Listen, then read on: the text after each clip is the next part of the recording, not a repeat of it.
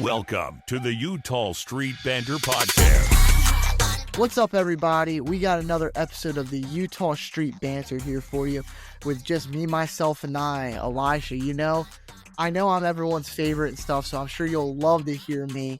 Cody's not going to have to listen to me talk about my nerd stuff with any sabermetrics because, that's not how he rolls. And we're not going to have to listen to him talk about wins. Pitcher wins, of course, is what we're talking about, not actual wins. And there's been a lot going around baseball, and so let me catch you guys all up to speed in case you've missed some really cool and interesting stuff that's been happening over the past week or so since we last talked to you. The MLB, they have announced that they're investing in the Athletes Unlimited Softball League, which is going to be one of the first professional softball leagues in America, and it's going to be kind of massive. I mean, I know softball is really fun to watch. Obviously, I love baseball. Softball is very different from baseball, but also very similar. And they're both insane sports. And softball's great, and I think it's definitely time for them to get a professional league now.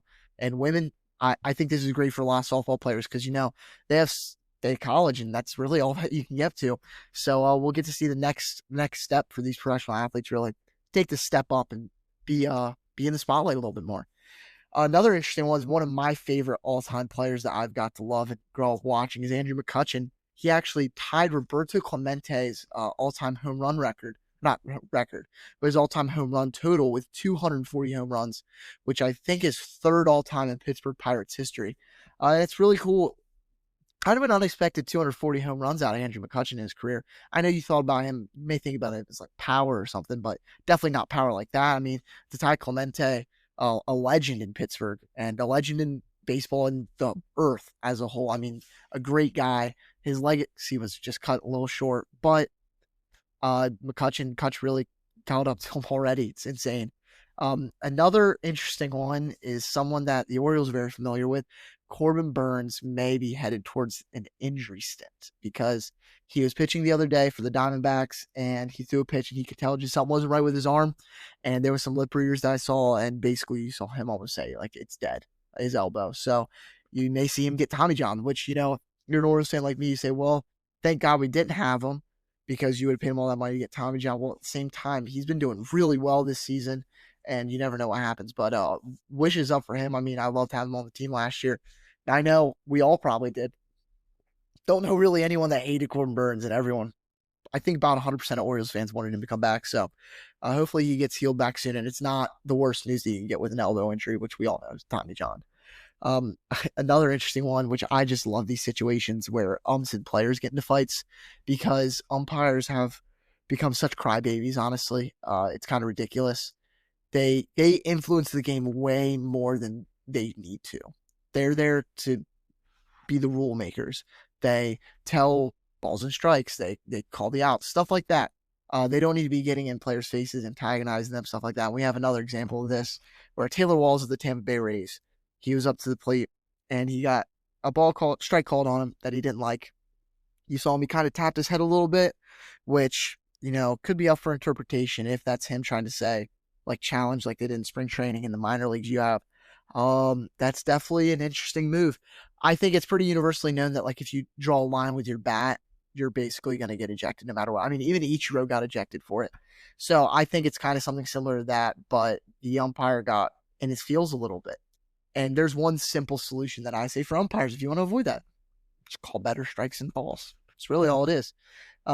Umpires aren't historically great this year and the past few years compared to what they've been. I mean, they're getting better every year.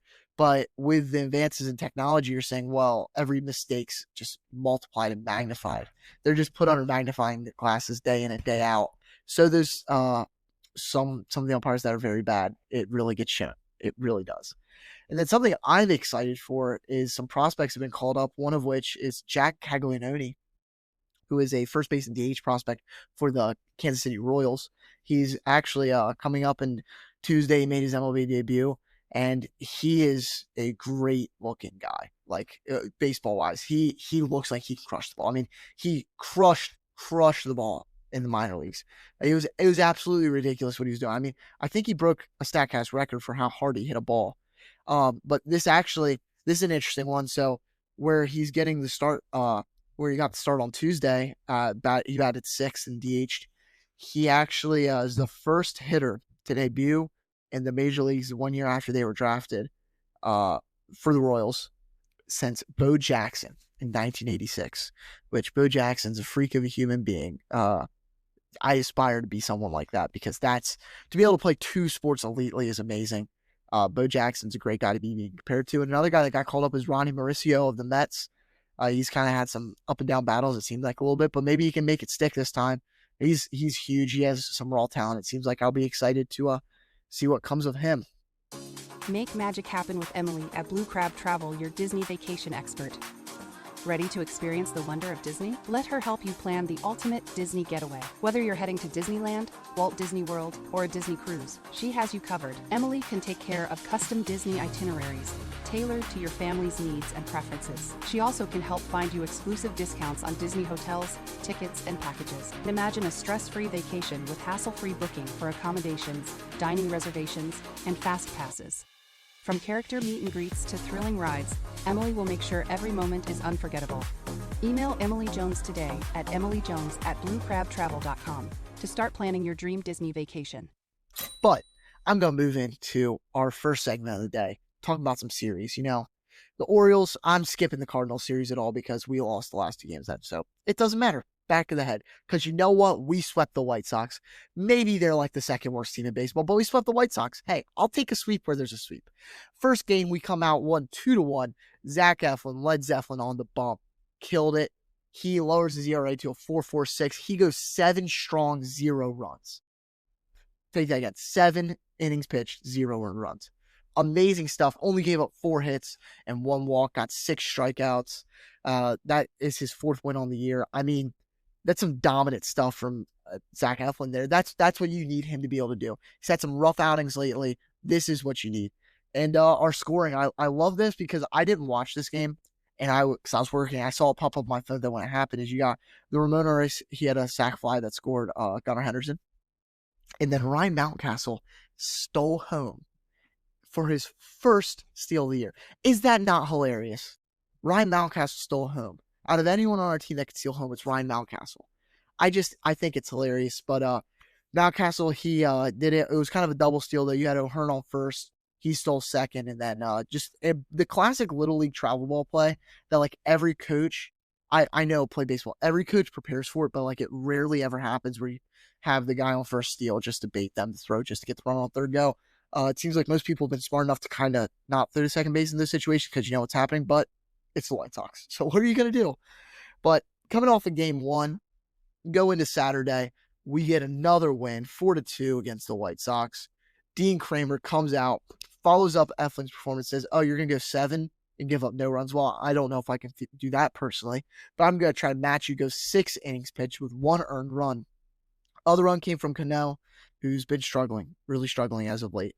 But, you know, hey, we held on strong. We put up a run in the first inning by none other than Jackson Holliday getting his first leadoff home run in his MLB career in front of his dad and brother, Matt Holliday and Ethan Holliday. He has been killing it and on fire lately. He's really finding his own in that leadoff spot. And I hope he stays that way because, man, Hyde was moving around the lineup a lot. Mancelina's found some more stability in his lineup, honestly. That's the one thing that's been more noticeable. I think Jackson Holliday is one of the people that's really getting better from this. But you also have Kobe Mayo. He got his first RBI of the season, I believe. He got for the second run. And then Jorge Mateo, as good old Jim Palmer calls him, Georgie. He just put something in it, I guess. He decided he was going to come out and learn how to hit again. I mean, he's got like a 100 batting average on the season or something like that. He's just not been doing it this season. Sorry, not to discredit him. He has a 212 batting average. My bad, Jorge. My bad. But yeah, still not great. He put one into it, got it in the right center field. Gave us a 4-1 lead at that point. And that was kind of the rest was history. I mean, we were able to hold on to it. The back end of our bullpen did really good. Keegan Aiken, Dominguez, and then Felix Bautista came in and shut the door. And we got another solid win.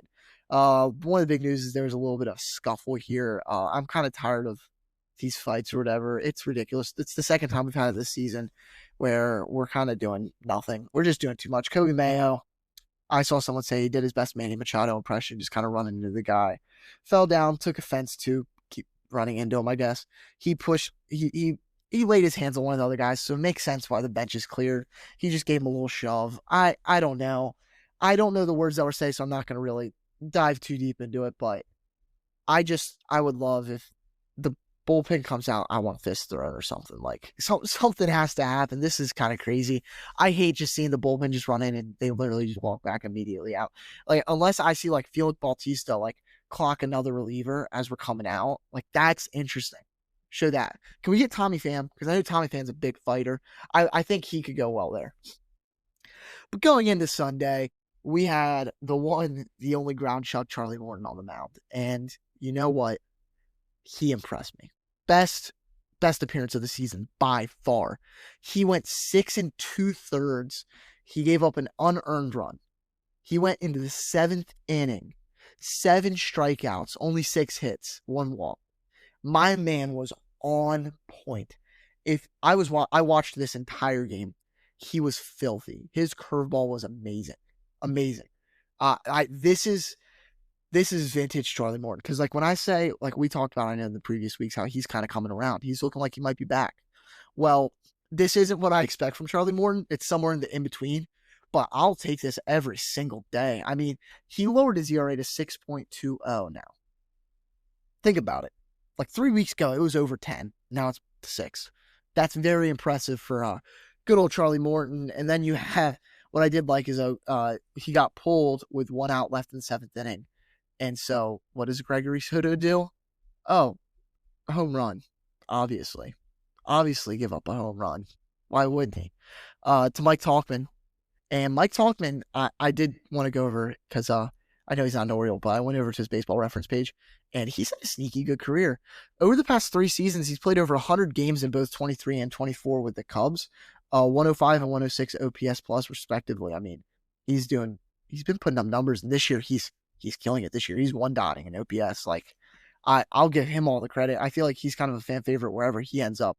He's been doing what he's supposed to do, killing the ball. He's kind of a bright spot on this White Sox team. He's really the only person that's doing really good, which is not surprising. I mean, they were the worst team in baseball history last year. But Adrian Hauser, he pitched, and he gave up his first runs of the season, but he still looked good, and we were able to put the ball enough of it. I mean, had bases loaded, no outs or 1 out at one point, I believe, and we couldn't really capitalize. But Dylan Carlson's doing good again. He had another double, so we're kind of just we're making it work, you know. The only way to climb out of this hole that we're in is do this to bad teams. Like, I know we're not that great right now, but the White Sox are a bad team, a very, very bad team. And you have to sweep them like this if you want to gain any room, especially in a week that the Dodgers got their butts kicked by the Yankees got their butts kicked by the Dodgers. The Red Sox are in just turmoil right now. I mean, you're hearing reports that Jarren Duran might get traded to the Padres. The Rays are raising. I mean, there's nothing else to say about them. The Blue Jays are still scuffling. I mean, the American League is not settled. We could come back. We just have to keep doing this. It's really that simple. If we can keep pushing, we will climb and gain ground. And you want to know what's one of the credits that we're climbing? I already talked about once Charlie Morton, because I want to talk about his stats. I want to talk about him more. My man is doing great. I don't know if you guys understand. He has a negative 0.9 WAR right now. That was almost a -2 a couple weeks ago. Like, he's been killing it.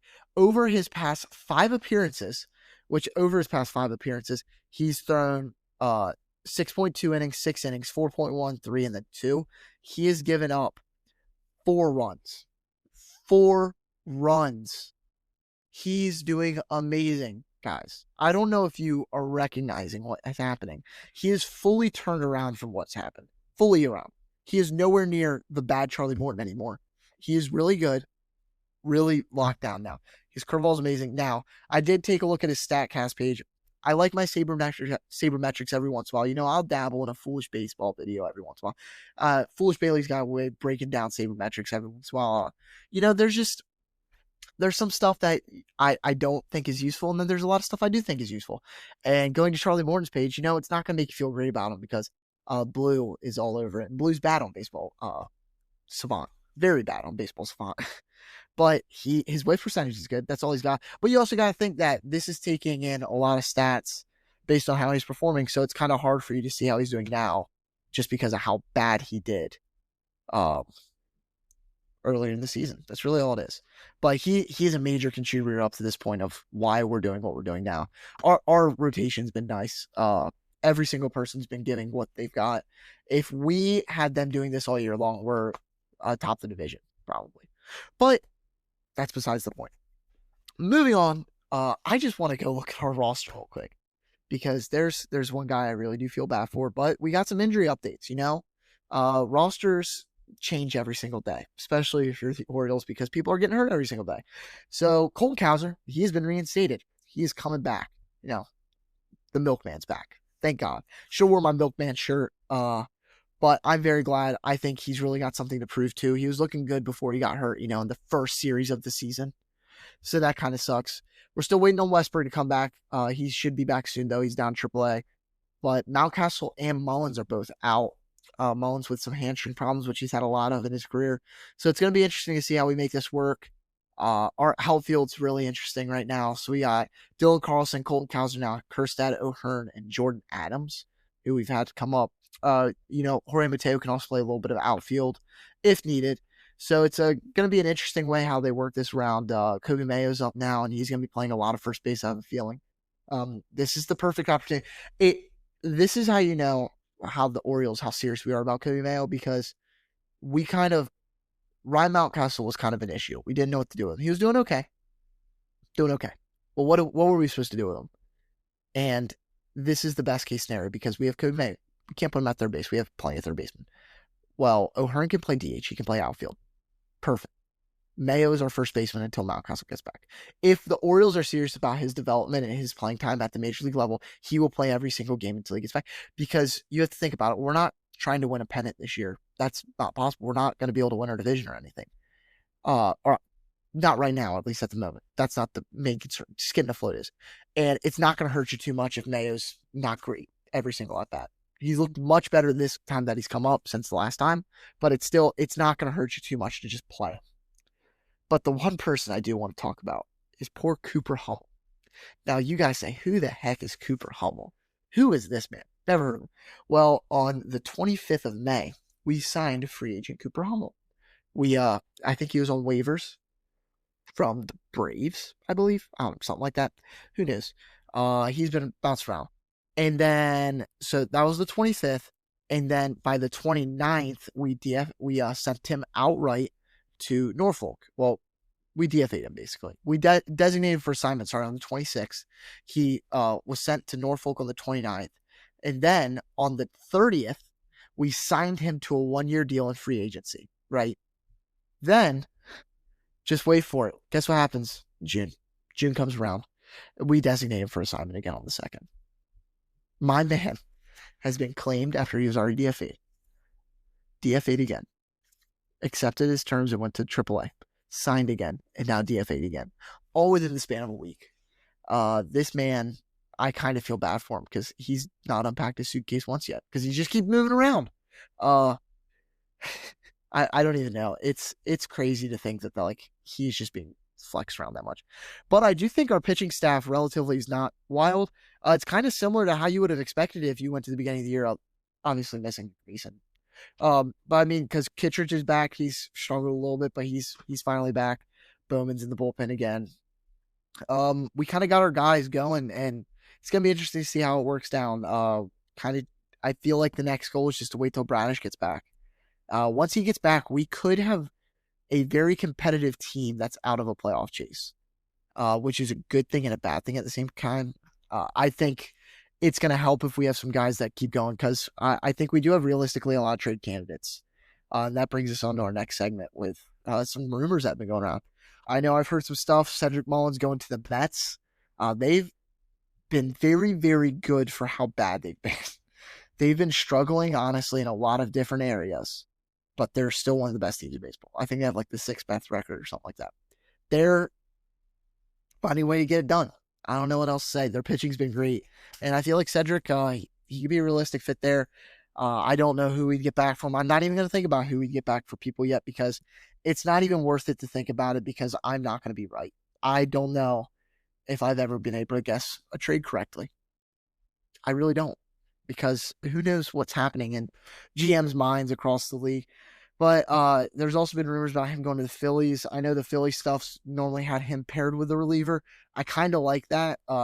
This has been a popular one, obviously, with him and Felix or him and Yenye going over and coming back. We get like Mick Abel back and some maybe Alec Boehm or something. I don't know. It's going to be interesting just to see what kind of happens. I don't even know. We're getting to the point where we have to realistically think about people getting traded. I mean, you're going to have, personally, who I believe is going to be your starting DH for the All-Star game, Ryan O'Hearn. Well, maybe not. I don't know. Rafael Devers is so good. Ryan O'Hearn's been one of the best hitters in baseball, though, for the past month and a half now, which is most of the season. And he's going to be an all-star. He might start. He might. I don't know. It's going to be interesting to see how it works, though, because of where he plays different positions, where he ends up. Because I don't think he has I don't think he'd make it over Devers. I don't think he'd make it over Goldschmidt to start. So it really sucks when you're going off, because you just got to think you got like Yankees and Red Sox fans to go up against. And he'll probably won't be put out as an outfielder. But I mean, he might not make it as that because you got guys like Trent Grisham and Aaron Judge and other people I can't think of off the top of my head. But O'Hearn's been great, and it's going to be sad to see him go because he's going to go. That's just the truth of it. Yeah, that's about it, guys. Not too much has been happening in Orioles baseball lately. Some minor moves and stuff, but it's going to be interesting to see what we can pull together here in the next few weeks. I mean, coming up, we got a good old series against the Mariners coming up, which, we're not going to hit a single ball. It's going to be interesting. The Mariners are a very, very good pitching team. Brian Woo's been amazing. I have to talk as much about Brian Woo as I can without Cody, because Cody really doesn't like me bringing up Brian Woo because he thinks he's not going to be good, but Brian Woo's been amazing. It's going to be a tough series. There's a lot of good pitchers over there. They've been decent this year. And then we go to Sacramento to play the Athletics. Sorry, I almost said the Oakland A's. That would have been wrong of me. Sorry, John Fisher. But, yeah, we get to play in a minor league ballpark again. I'm sure all the Orioles players are just so excited to go back to a minor league stadium, the place they've escaped from. So it's going to be great. Nice little West Coast trip here. I think we could do some damage here, though, because our offense has been coming up alive, and if our pitching is good, I think they can carry us through this next week here. I'm hoping by the time we come back and talk to you, we've won 4 or 5 games, I think it's not out of the picture to say we can win 4 or 5 games. I'm not saying we're going to win 6 games, but I'm just hoping we don't lose 6 games, Trying to stay optimistic here. But yeah, this has been another episode with the Eutaw Street Banter. It's just me right now, but we love you all. We thank you for listening every week. It's rough a lot. I understand it's rough and it's hard, but we thank you all. Keep on touch with us on Instagram, Facebook, Twitter, X, any social media platform. We're on them all. You leave comments, talk to us, ask questions, ask why we said something. If you think I said something stupid, tell me. I'm fine with it. I'll try to explain myself, but I probably didn't have a good reason for it. I'm being real. But yeah, I hope you guys have a good rest of your week, and we'll catch you next week. See ya.